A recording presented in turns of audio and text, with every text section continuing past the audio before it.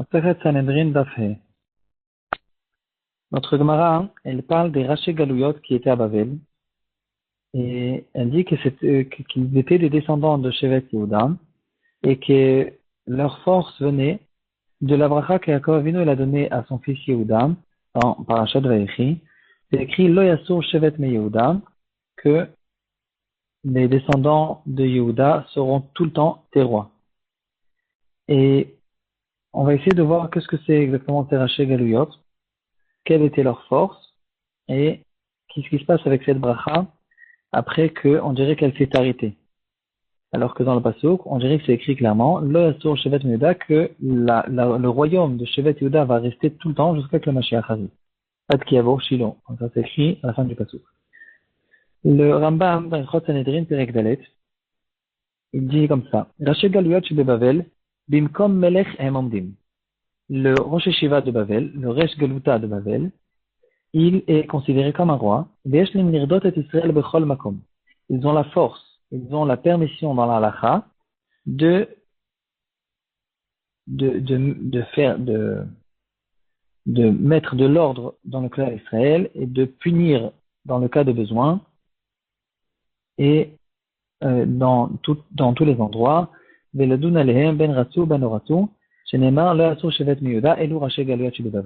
on s'appuie sur ce pasuk qui fait référence au Raché Galouyot qui était à Bavel, et que ce Resh Galuta, ce Rosh Yeshiva de Bavel, il a la possibilité d'être considéré comme un roi. Le Rambam là-bas, il nous dit, et ça c'est une halakha qu'il faut connaître aussi, surtout quand on étudie Sanhedrin, le roi, il a des halakhot spéciales. On peut retrouver souvent dans le Tanakh qu'on dirait que quand on se trouve autour d'un roi, il y a pratiquement comme une autre Torah. Ils font des peines de mort à droite et à gauche, ils tuent des gens, ils frappent, ils font des punitions qui n'existent même pas dans la Torah.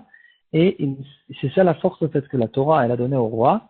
Le roi, il a la possibilité de décider certaines choses, de donner des châtiments, des punitions, ou de faire certaines choses. Il a des autorités spéciales, qu'il n'y a que le roi qui a cette autorité. Il a la possibilité de faire beaucoup de choses qui n'existent pas dans la halakha, et en fait, c'est une permission spéciale qui lui a été donnée. Et donc, en revenant à cette dracha, le Rambam il nous dit que la même autorité que le roi il y a aussi la même autorité chez les Resh Galuta de Bavel, et c'est pour ça que tout le temps le Resh Galuta, il faisait de la famille de Shevet Yehuda, ils étaient descendants de Shevet Yehuda, comme on connaît par exemple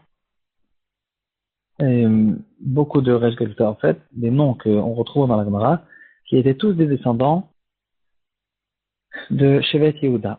Et au fait, ce qu'il y a de spécial chez eux, c'est que malgré que c'était déjà dans la période de l'exil, ils étaient même après le deuxième Beth Amikdash, ils avaient des autorités, ils étaient responsables de toute la communauté juive qui se trouvait à Babel, qui était au fait la communauté principale qu'il y avait dans le monde entier, et que dans le monde entier, là où il y avait des petites communautés, ils étaient en rapport avec les communautés de Babel, par exemple. Au Yémen, il y avait déjà une communauté juive à cette période. Et, en Tunisie, il y avait aussi une communauté juive. Il y avait même peut-être déjà une petite communauté en Europe. Et tous ces endroits-là, ils étaient soumis au fait au Resh Galuta, qui était, comme l'indique son nom, le principal, la tête de tous les juifs. Et toutes les questions halachiques arrivaient là-bas. Bien sûr, il y avait une communauté aussi en Eretz Israël qui est restée, même après le deuxième Beth Amikdash, dans le nord d'Eretz Israël, il y avait certaines personnes. Et jusqu'à aujourd'hui, il y a, je pense, une famille qui sont des descendants des Juifs qui étaient en Eretz Israël et qui n'ont jamais été exilés. Ils ne sont pas Sfarad, ils ne sont pas Ashkenaz, ils ne sont pas Thémanim, ils ne sont rien du tout. Ils sont restés en Eretz Israël depuis le temps du Beth Amikdash jusqu'à aujourd'hui. Et ils habitent dans un petit village dans le nord d'Eretz Israël. La famille, elle s'appelle Zinati. En tout cas, tous ils étaient soumis à la communauté principale qui se trouvait à Babel et cette autorité était reconnue aussi par le royaume de Babel.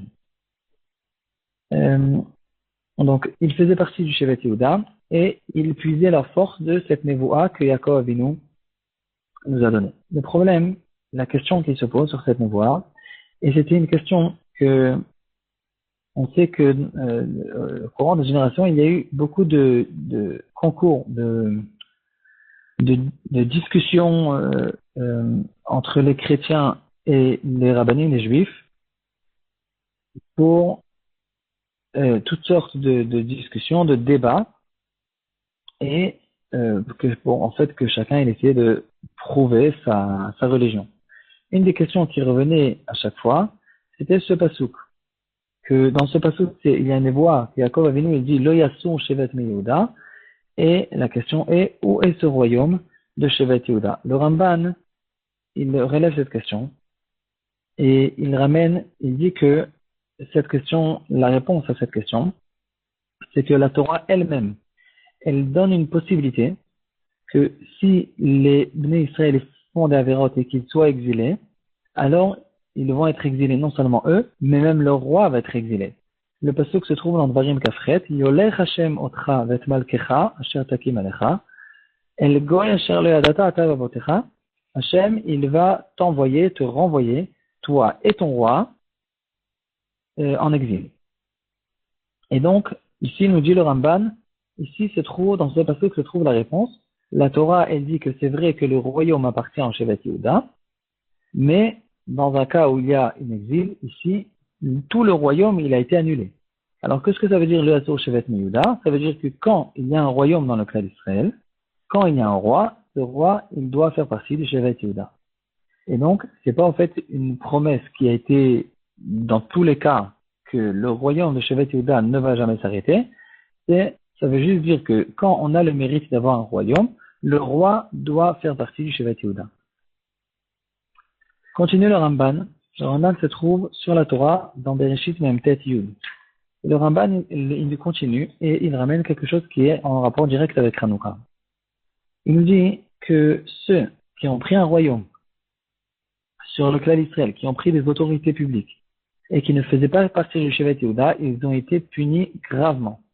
Et c'était ça la punition qu'ont eu les Hashmonaïm, qui ont reçu le royaume. C'est vrai que c'est eux qui ont fait la guerre et ils faisaient partie c'était des Kohanim.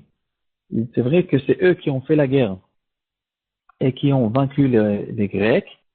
Et donc on aurait pu peut-être croire qu'ils méritaient le royaume, mais non. Ils auraient dû, après que le royaume est revenu au clan d'Israël, ils auraient dû le donner à quelqu'un qui appartient au Shevet Yehuda. Et malgré que c'était des grands tzadikim, continue le Ramban, et que sans eux, la Torah aurait été oubliée. La Torah, s'ils ne seraient pas venus avec leur Messirut Nefesh, la Torah aurait été oubliée, et les mitzvot du clan d'Israël, quand même, ils ont été punis un grand châtiment, que ils n'ont pas eu de descendants, en fait. Le royaume, il a tenu 100 ans, et au bout de 100 ans, 102 ans, si je me rappelle bien exactement, tous les descendants des Hashmonaïm ont été exterminés, et un esclave de ces Hashmonaïm, qui s'appelait Hurdus, il a pris le royaume, et pendant encore 100 ans, il y avait un royaume juif. C'est vrai que c'était un royaume juif, mais d'abord, c'est pas clair qu'ils étaient des juifs, c'était des esclaves, c'était des serviteurs, ou les enfants, ou les descendants de ces serviteurs des Hashmonaïm. Et en plus, ils n'étaient pas super pour le clan d'Israël. Et ça, c'était les 100 dernières années du deuxième Beth Amikdash. Quand on ouvre la halachot du Rambam sur Hanouka, il nous raconte brièvement l'histoire de Hanouka, et il nous dit qu'après que les Hashmonaïm ont vaincu, le royaume est revenu au clan d'Israël pendant plus que 200 ans. Et en fait, si on veut savoir de manière historique, il y a eu 102 ans d'un royaume qui était bien, qui faisait partie des Hashmonaïm, qui étaient des Tzadikim, etc. Et après, pendant encore 102 ans exactement, il y a eu un royaume qui était par toutes sortes de personnes qui, en général, n'étaient pas des personnes très correctes, et bien sûr qui n'étaient pas correctes pour être des rois, mais quand même, c'était un royaume qui n'était pas un royaume de Goïm, c'était un royaume de Juifs, mais pas, en général, pendant des longues périodes, c'était pas des royaumes qui étaient des rois qui étaient super. Dans ces rois, on retrouve toutes sortes de noms, comme Yanaï Amelech, Shlomtiana Malka. Shlomtiana Malka, elle était très bien, mais ça n'a pas duré longtemps. Aristoblous et son frère Orkenus qui ont fait des guerres. C'était une guerre civile entre ces deux frères. Il y a encore plusieurs rois de ce genre. Le Rashba, dans le shoot du Rashba, il relève cette question aussi. Et il dit, j'ai vu, euh, il y a eu un des Chachamim des chrétiens apparemment, qui lui ont posé cette question, et qu'au fait, il a relevé ce débat en face du Rashba, et il a demandé pourquoi, qu'est-ce que ça veut dire ce passouk, le Asur Shevet Miouda. Le Rashba, il nous dit que un peu une réponse qui ressemble à celle du Ramban.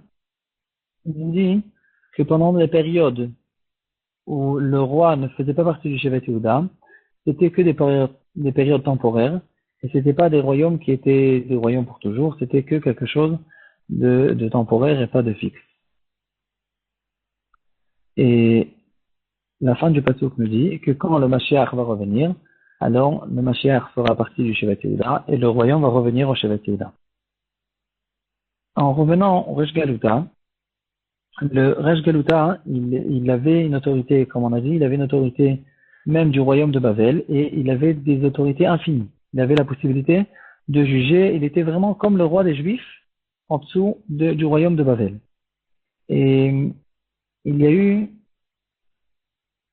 en Égypte, en fait, le roi de l'Égypte, qui s'appelait Khal Khalifa. Il s'est marié avec la fille du roi de Bagdad, donc de l'Irak, de Babel, et quand elle est venue avec son mari en Égypte, elle a demandé à son mari, le roi, comment sont les Juifs, comment elle s'est intéressée sur les communautés juives qui se trouvaient en Égypte, qu'il y avait déjà dans cette période. Et est-ce qu'ils ont un roi ou quelqu'un qui est à la tête de tous les Juifs? Le roi, il lui a dit que non. Ils n'ont pas de roi, ils n'ont pas de tête, c'est des citoyens habituels, normaux, qui sont dans le royaume, qui payent des taxes, etc., mais ils n'ont pas une organisation sur eux, entre eux. Alors elle lui a dit, mais dans le royaume de mon père, il y a aussi beaucoup de juifs, et ils ont quelqu'un qui est à la tête de tout le monde, qui s'appelle Resh Galuta. Il fait partie des descendants de David Amelech, et mon père, tout le temps, il est fier de lui, il lui fait un grand kavod, etc., il lui donne beaucoup d'autorité, parce qu'il fait partie d'une grande famille, il lui donne beaucoup de kavod. Alors, le roi, quand il a entendu ça, il a décidé lui aussi de faire ça.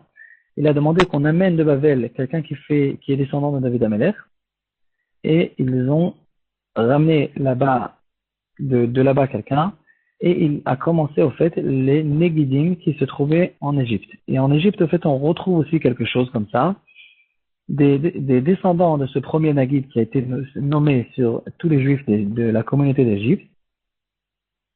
Et puis, ensuite, il y a eu plusieurs centaines d'années où il y avait des Negidim qui étaient aussi des gens qui étaient reconnus par l'État et qui étaient en fait responsables de tous les Juifs qui se trouvaient en Mitzrayim. On dit que même le fils du Rambam et le petit-fils du Rambam, ils étaient aussi des Negidim. Il n'y a pas de raison de croire que le Rambam n'était pas un Nagid, mais le Rambam, en fait, il était tellement connu à cause d'autres choses et de sa grandeur. Alors, on a oublié le point que sûrement il était aussi considéré comme être Nagid. Il n'y a pas de raison de dire qu'il n'était pas Nagid si son fils et son petit-fils étaient des Negidim. En fait, ici, on retrouve aussi, en Égypte, cette autorité spéciale de cette grandeur de Shevet Yehuda, qui même pendant les moments de l'exil de la Galoute, ils ont eu des autorités et ils étaient considérés vraiment comme des rois sur les communautés juives à l'endroit où ils se trouvaient.